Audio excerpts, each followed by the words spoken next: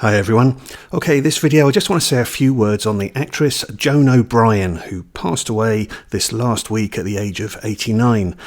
Now, if Joan O'Brien isn't a name that really means that much to you, then, well, that's okay, because the last movie that she made was back in 1964, and I must admit it took a little bit of clicking into place for me to realise who she was.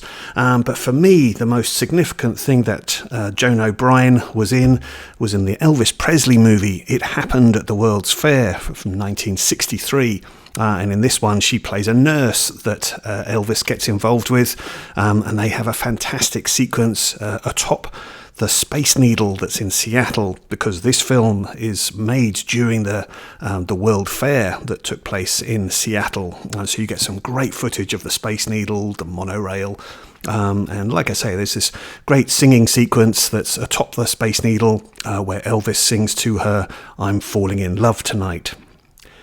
And another particular reason why this film is significant for Joan O'Brien is because she is there, present in the scene, when we see a very young Kurt Russell make his very first screen appearance and he kicks Elvis in the shins.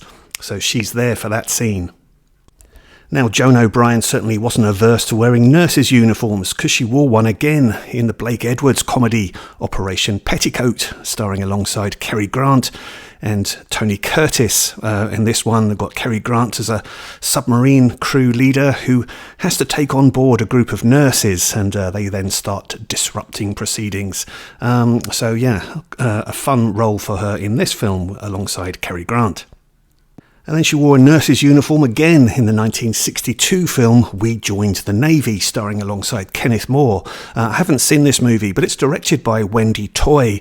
Now, she's a British director that certainly the BFI are trying to promote her a bit more. And she was involved in co-directing this one, 3 Cases of Murder, which I have in my collection. But yeah, We Joined the Navy doesn't have a great reputation as being a great comedy, but nonetheless, that's a film that she appeared in. Now, when she wasn't in nurses' uniforms, then the most significant film that she appeared in was absolutely John Wayne's The Alamo, his passion project from 1960, which he produced, acted in as Davy Crockett, and directed as well. And this Laserdisc version I have here is the full 3-hour, 22-minute version.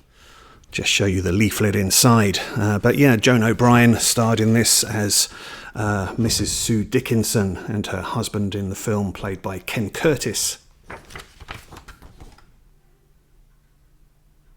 And then in 1961, she was able to work with John Wayne again on the film The Comancheros, directed by Michael Curtiz. And this one has John Wayne as a Texas Ranger who's out to foil a group of gunrunners.